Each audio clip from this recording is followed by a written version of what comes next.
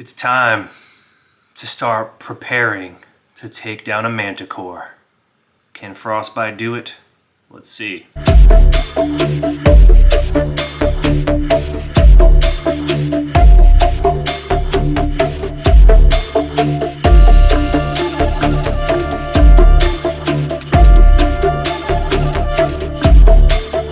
Welcome back to the channel. I'm Sacred. This is the Sacred Art of Gaming, where we are solo playing Dragonbane.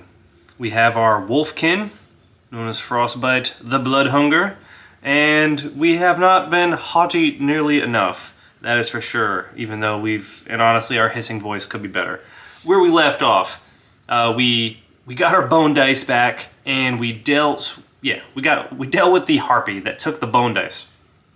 Now we have come up onto a encampment, which is roughly, we've kind of been moving around a lot in this region over here. So yeah, we're like kind of in these hills. Yeah, we know that the Manticore is... Do we? We'll have to find out more on the Manticore. So we approach the encampment, and where's my solo play stuff? Did I put it away even though I just had it out? So we approach the encampment, and the first thing I want to know is the reaction to the encampment. I think there's a good chance that it'll be friendly, but maybe not. Let's see.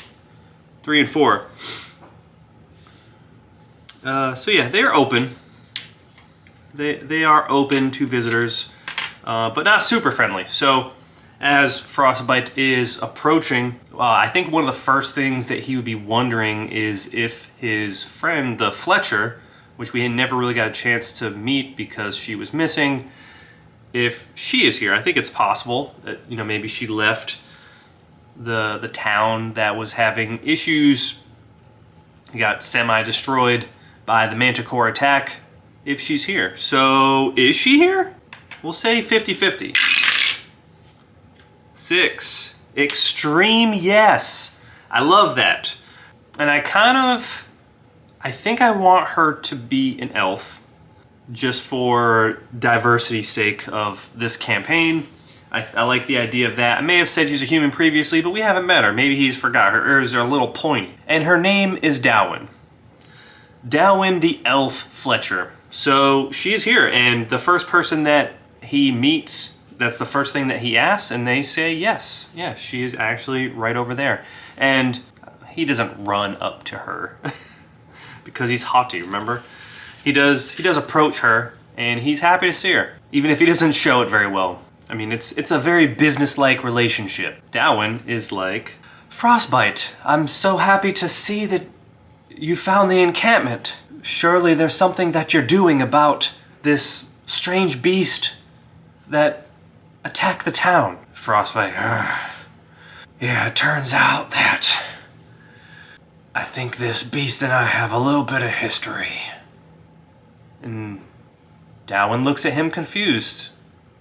And, well, whatever could you mean? And of course she's trying to move as much of her product that she was able to save and kind of get it set up so that she can still sell it here in this encampment, which Frostbite probably needs.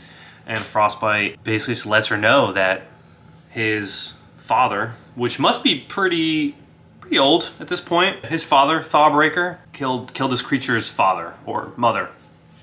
Killed its mother. Does anyone overhear this conversation? 3. No, nobody overhears this conversation.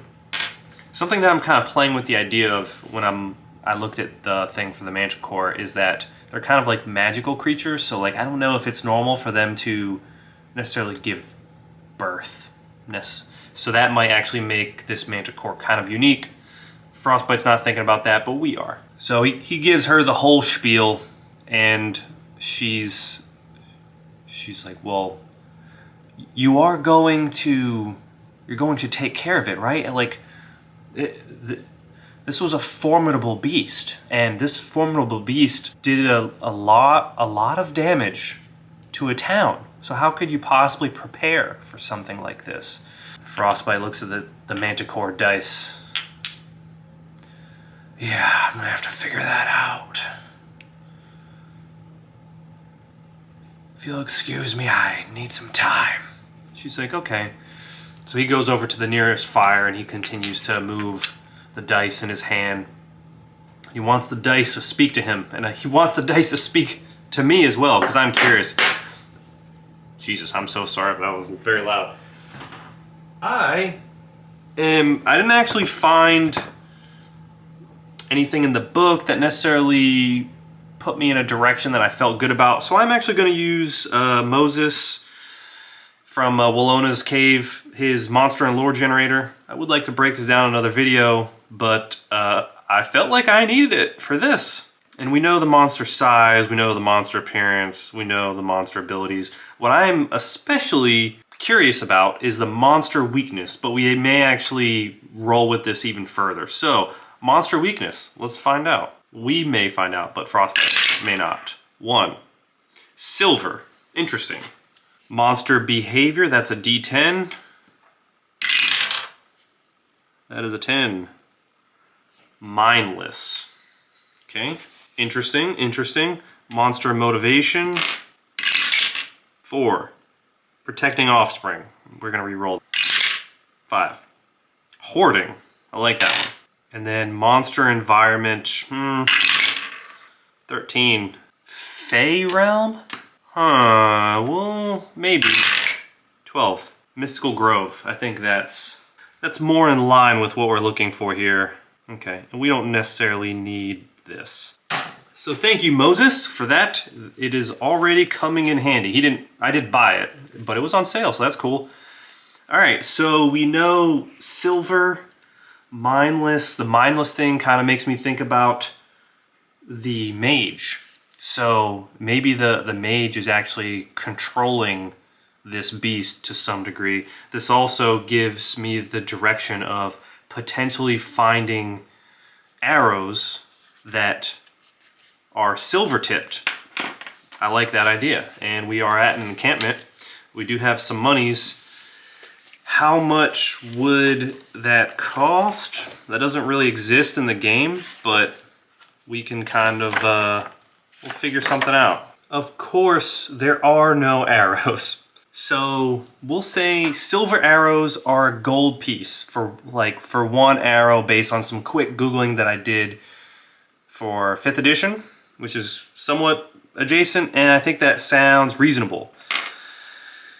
We're not super rich, but we have to prepare, and honestly there's like nothing in this book that will help you fight a large monster. So the only other thing I can think of other than the silver arrows, and then we'll have to think about like what do those silver arrows mean, is if maybe like a bear trap would help. Manticore is a lot larger than a bear. So let's double the price on that. That was 3 gold.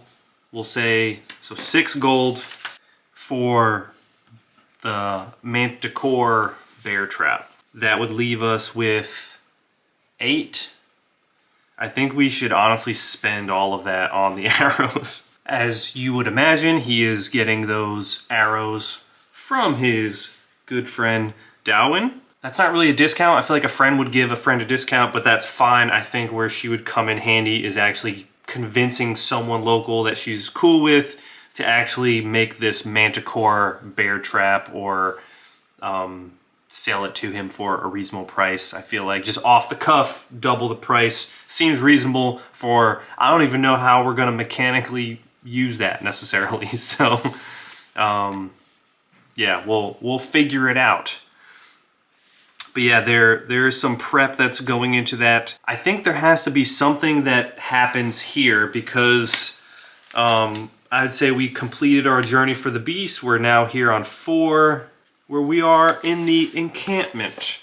So what I'm going to do is I'm going to make a few rolls as if I was like traveling to a new area, and I'm actually going to start here. I'm going to see where it takes me. Start with the D20, 15, plunging shaft.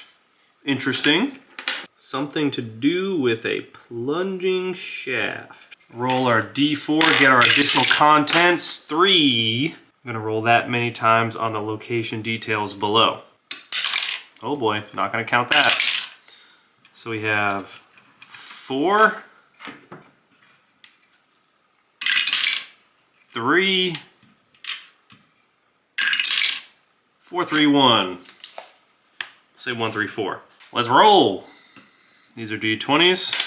So our 1 is going to be a 7 dusty tomes. Okay. 14. A sentient door. And a dragon, which is a 1, which is acid pools. My god. Of all the times to roll a dragon. Something also that I kind of... So he did the thing with the dice. Something that, I mean, may undo something that I just did. I feel like it shouldn't necessarily just be assumed that he just gets that knowledge. So something to do with the dice. I don't know that... I guess, actually, it would be like beast lore, huh? I feel like it would be beast lore. Beast lore... Yeah. Yeah, we'll say beast lore. That actually makes perfect sense. It's just he's using the dice to do that, essentially. So 19. I think this is very important, and I think it's worth pushing. 4. Okay. Sickly, angry, scared, disheartened, exhausted. I think it's reasonable that he's exhausted to push that roll. All right, the roll has been pusheth, and yes, we did get that silver, the silver arrows. Likely the person that is helping with this bear trap situation, they're going to let Frostbite know that although they have found this, they've set up this encampment outside of the town that seems safe at the moment, there is a plunging shaft nearby. Dusty tomes, a sentient door, and acid pools that has been an issue. Why has it been an issue? Something is coming out of there. What is coming out of there? It is... Where's the page I am looking for? Here we go. D20. Demon. Demons. Demons are coming out of there. That is a problem. That's a huge problem. So there's a sentient door at the bottom releasing demons in this plunging shaft. We need to do something about it. Frostbite is just the guy to do something about this in the meantime. So he kind of gets directions for this plunging shaft. He heads over. It's probably not too far away. It's probably pretty close by. And as he approaches, does he hear anything? 18. No. No, he does not. He doesn't hear anything, doesn't sense anything. But he does approach the plunging shaft. That demons, that's a big problem. That's a huge problem. Are exiting this plunging shaft. So I feel like the obvious thing to do is to try and cover it up. Like, is that is it really going to be that easy? He takes a look down the plunging shaft, and the goat just looks with him, or goat looks with him, and he's bah, bah, bah. Just the echo down the plunging shaft, and they're still not hearing anything. And I believe we do have some rope. We do have some rope. Frostbite is going to tie the rope off, and he's actually going to head down and check things out. And of course we're exhausted now. There are no athletics. Let's roll to kind of get an idea as to how efficiently he's able to actually make it down this rope. There's an argument for strength. There's an argument for acrobatics. He's not really being acrobatic. I feel like this is more of like an athletics thing. Athletic to me says strength. Let's do that. We are exhausted, though. 8 and 17. So that's no bueno. And he's very slowly, very carefully trying to make his way down. It is quite dark. He does have a torch, so he's probably gonna take the torch and shine it down. And as he's like looking, I imagine he must see glimpses of the sentient door that's down there. And he doesn't necessarily know that the door is sentient. But as he's looking down and he's trying to figure out what exactly this situation is, he takes the torch and then just drops it on purpose to the bottom. How deep? How deep is this? We'll use scale. 3. Moderate. Moderate depth. To me, that says like 20 feet, nothing too crazy as it goes down into this chasm, this plunging, this shaft that somehow the demons are able to crawl out of. And as he's going down, he's actually seeing all these claw marks on the side of this shaft. And as he lowers himself, he hears the door speak to him. What is the door like? The door is friendly. We have a friendly door. I like that. I guess that's the benefit of actually coming down here. And the door reaches out as it sees the torch and it says, "Ah, yes. Someone has finally come to take care of me." And Frostbite's like, what? And Frostbite's like, "Who's down here?" It's not often I am referred to as who. I don't even have a name. But I am a door. I am a door to another world. And normally there is some control over that world. As you can see, I have become sickly, corrupted. It is not my intent to allow these devils to exit from my door. But I have been cursed, banished to the bottom of this shaft. And demons crawl through me. Can you help me, stranger? And Frostbite asks the obvious question. Do you have any demons crawling out of you now? Or do you think you're gonna have demons crawling out of you soon?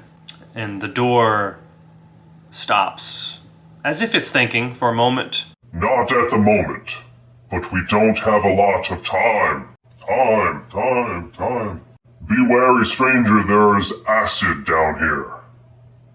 It can do a lot of damage to either of us. Surely there must be something in these dusty tomes that will allow you to rid me of this sickness. And Frostbite is just kind of like, man, this is not his area of expertise by any stretch of the imagination. Frostbite asks him, well, where did the acid come from? The door tells him that, well, stranger, once I became sick, many were unable to deal with me, so they tried to trap me and destroy me through various means, and I stand here, still not destroyed. A strong door that's just cursed and sickly and requires a cure. And Frostbite is, and how does somebody cure a sick door? That is an excellent question. How do you? Let's see if this inspiration table gives me anything. 4, deliver, I like that. Dragon. Ancient. Deliver ancient defense. History. Deliver ancient history. Deliver ancient treasure. That makes more sense. Deliver ancient treasure. Where does one get ancient treasure? The door lets him know. The only way, stranger, is that I need to have something thrown through my door to the other side. That is an ancient treasure made from before man walked on this earth. So Frostbite is like, okay, so are you trying to tell me something dwarvish or elvish? And it just has to be made by them? And the door responds in kind that, Yes, that does sound like something that would help this process. Frostbite is like, well, the good news is that he does have an elvish friend not too far away that maybe he can do something about. In the meantime, should Frostbite rush back to his friend and try and see what she has, or should he try and close this? I think he's even gonna tell the door too that he's gonna block the opening, and the door's probably gonna tell him like it's only going to help so much, but he's gonna try. And to do something like that, probably crafting, just to get an idea of like how long it's going to take. Doesn't look good, but we'll give it a shot. 12, yeah, so it's gonna take a while for him to do that, which is unfortunate. His crafting's a 6, so it's like double the amount of time is what we'll say. So that's gonna be like 2 shifts. Whenever he does that, he's actually going to camp out over there. No, he'll head back to the encampment. Either way though, he's gonna get some rest. He's gonna get some rest back at the encampment. And then something that I'm curious about is, so the people that found Frostbite's camp, do they find him here at this encampment?